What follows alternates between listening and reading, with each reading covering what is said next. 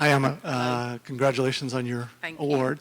To start, I guess, get some live reaction from you on winning this global honor. Yeah, I think you ask any coach this question, and more often than not, I think would say the same things. Like, the thing we love the most is being part of a team. So the individual honours piece for me is the least interesting part of it. I love the team awards and winning gold medals or winning WSL championships. For me, is what gives me great satisfaction. However,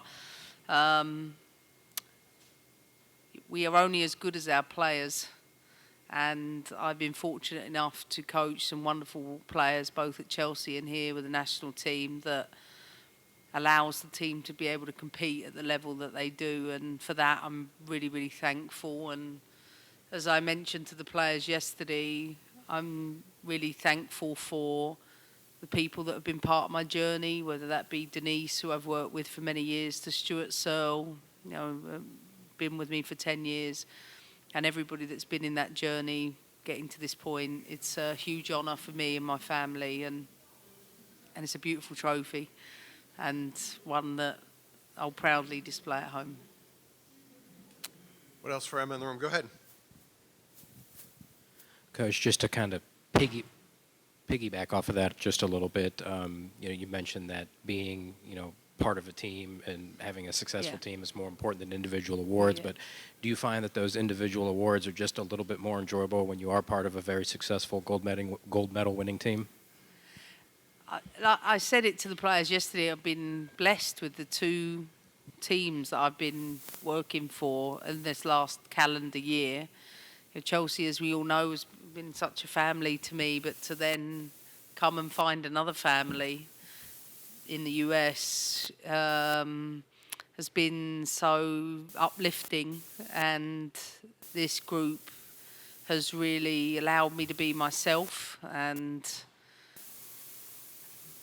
I think take all of my coaching experiences over a number of years and put it into an environment that's already used to winning and has been successful. I think it's been a really, really good professional year for me, and one where I'm so grateful, but also so proud of the players, whether it be Alyssa, the triple espresso, Lindsay. We had 4 players in the top 10.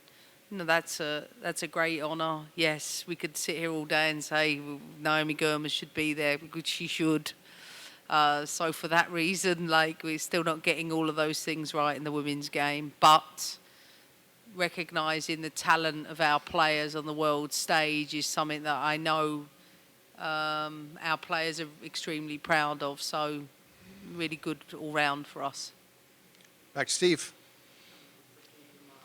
Games coming up Friday for a lot of players. Have you decided whether to hold them out tomorrow so they can return at full fitness for league matches, or is that something that has to be decided as things unfold? No, I took the decision. I presented to the head coaches in advance of this camp saying that no player would play in more than 2 full games, and no player that plays on Friday will play on a Wednesday. There's just one exception, that will be Rose Lavelle, because of her 100 cap ceremony. This was the game she chose, and for that reason she's starting. But as much as all these players want to play a long time, I'll probably only play Rose for 45 minutes tomorrow, just because I know how important and valuable she is for Gotham. Okay. Excuse me. Hi, Emma. I'm just wondering, how do you define roles for your 3 central midfield players? And are those roles fixed, or do they change based on personnel? Thank you. Well, this camp has been an experimental camp to look at different options. There'll be different players in the midfield tomorrow. Nothing's fixed. Competition at the highest level means that you are always evolving as a team. But of course, those players that have been with me the longest have some credit, because we got to see them work day in, day out, and obviously through a major tournament. But this is an opportunity for all those players to listen, it's tough. You know how much these girls want to play for their national team. Like, honestly, it fills me up every day when I hear the pride these players have for playing for the national team. I don't want people to be too tense when they got the jersey on. Like, I want them to enjoy themselves and, yes, carry out the tactical work we're asking, but do it in a way where it doesn't feel like it's the last time you're going to do it. When we got a window to start building, and this camp, along with the January camp, will be 2 opportunities for us to really see the bigger playing pool. Right there. Yep. Then we'll go to the back. Hi, Coach. Melanie with The Athletic. Of course, we talked back to the Ballon d'Or. Congratulations on the Thanks. award. And you mentioned how we're here. We're not at you're here and not in Paris to receive the award. But can you talk about why it's important for organizers potentially in the future to consider these windows so you could be there and so other players could also be there for the moment? Yeah, I mean, it'd be like running an Oscars, wouldn't it, or a Golden Globe without having any females present. Like, it just wouldn't happen. And I think that all too often it's an afterthought, to be honest with you. And I know that there's nothing, I can do to control that. If I'm honest with you, I'm happy to be with my team. I'm not really one for the glam, though I love Paris, but I'm happy to be with my team. But I think for those players and coaches, and it's the one industry moment they get recognised, and it's disappointing. But one that I did speak to the organiser about it, and they said that is something that will be changing in the future, and let's hope that is the case. In the back. You mentioned that Emma Seers was added to this roster because of her play during the NWSL season as a reward. Were you surprised with how she played the other night in her first appearance with the club? No, I think we've been watching. We've watched every game. As I say, we watch every single NWSL game every week between our coaching team. So Emma's form has been identified by many of us over a period. So we'd come to expect that. But it's not always easy when you get a debut at the top level. There's a lot of nerves that go with that, but she looked like she was having a great time. She was smiling on the touchline. That could very well have been anxiety, but she looked really excited to get in. And as I said, I think she's someone, she can play on the front line, play up top, she can play out wide. It's her first year as a pro. She just needs to keep doing what she's doing. As we all know, the best pros are the ones that do it day in, day out, week in, week out, year in, year out. And for her, this is just the very beginning. Hey, Emma. Hey. I know that there's a lot of planning in the works for 2027 and that kind of long-term look. How do you hold that with just kind of assessing the camp-to-camp needs of the team? Well, I think one of the things I did post-Olympics was broke down how I would apportion my time between now and December. So the starting point was, well, what does my time look like? And I made it clear that 50% of my time will be developing strategy, because that's the roadmap, and it's essential we do that. And then the vast majority of my job, beyond doing comms, is the player interaction. So we don't stop developing. I have a team of people around me that are responsible for developing the technical, the tactical, the analytical, the physical, in line with the overall team methodology. And I think because I've been able to, the great thing about going from the first camp to the second to the Olympics is staff-wise, we were together quite a lot. So we were able, come the end of Olympics, to set the direction for our future camps, including what we want to achieve tactically here versus what we want to achieve tactically when we get to England and the Netherlands game. This is a job that's always there, and here it doesn't change. It's just this might be my only window where I can work with multiple partners across the federation around the strategy for and the mission, the vision, the strategy for WNT, YNT, and it's all too easy to deviate from that and think solely in short term. But I want to set us up for success in the long term, so I want to stick to task with those things and have people around me that make me accountable to that. But I've got a great team with me that help with that too. Emma, going back to Sunday and the ability to come from behind in that game, I know one of the questions before you arrived was sometimes the team was a bit rigid and had trouble adjusting. So does that just kind of add more confidence to the bucket, being able to make the adjustments you made, both personnel-wise and tactically, in that second half?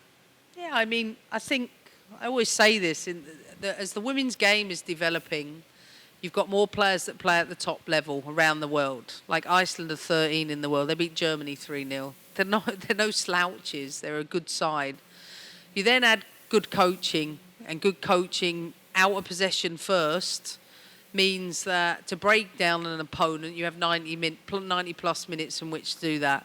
Often, when you're the dominant team, of course, we all want an ideal world scenario where we're multiple goals up in the first 15. But football isn't like that at the top level, and it's about winning the game over 90 plus minutes, and there has to be multiple parts to that. There's a game plan that goes out to play an opponent, but when you play the same opponent twice, like we do, that opponent changes something tactically. So you can't necessarily prepare for that in advance. They just like Iceland made adjustments for their wide players to be lower. So that meant the spaces weren't the same. But when you got a lot of different players in that don't know the triggers and the cues, sometimes it's hard to communicate that in the flow of the game. So we had maybe one tactical adjustment in the first half with Corbin coming a little bit lower to get on the ball. But then second half changed again, not just with personnel, but with tactics.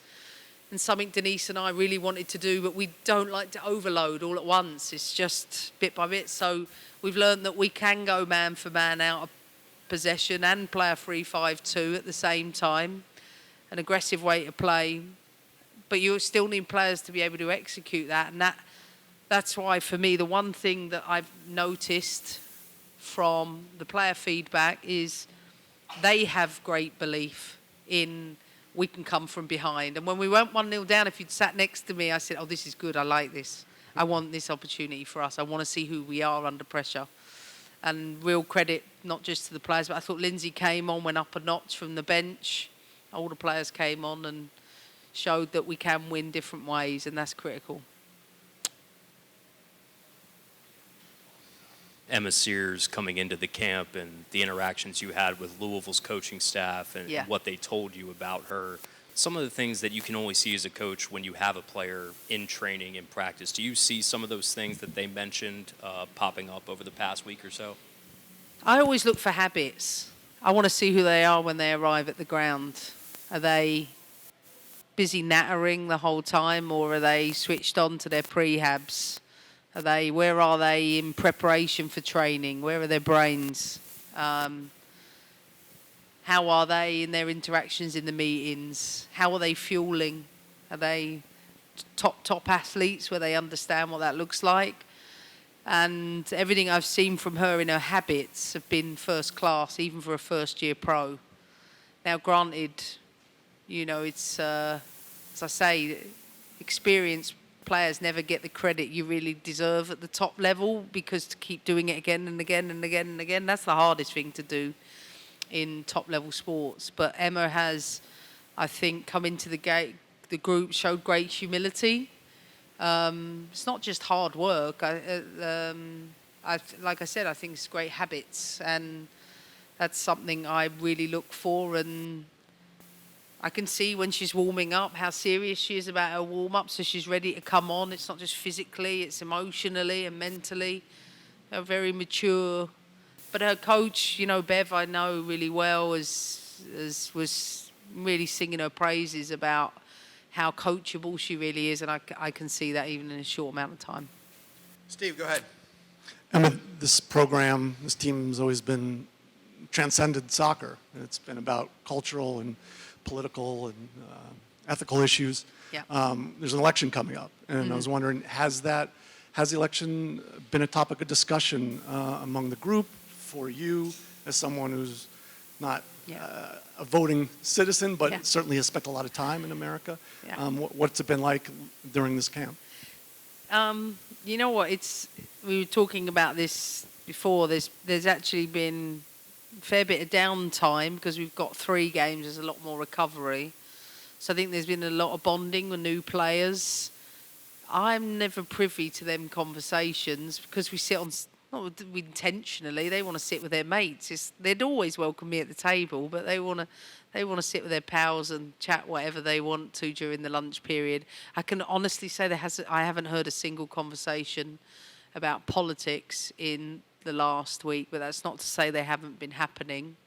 They just haven't happened in a wider way. What I do know is happening is that it's trick or treat this evening for a young man who stood at the back of the room. His name's Harry, he's 6, and he's very, very big on trick or treat. So we have a big trick or treat going on tonight with the team, and thumbs up from my son. He's very much looking forward to that, and I think his political battle will be which room's got the most candy this evening. That's probably the only political battle we're going to face, I'm afraid. Can we know his costume? He's a skeleton. He's a skeleton. Scary one at that. Rose is apparently going to be there with a smoke machine and a strobe, she said. I said, he's 6. Rose, please. All right, real quick. We'll go to the online. Donald, go ahead. Thanks, Aaron, and hi, Emma. First, I want to echo my congratulations Thank you. on the Blonde Award. Tremendous achievement. Turning to Argentina tomorrow, it's your first time facing them as a coach. But the team last saw them back in February during the W Gold Cup group stage.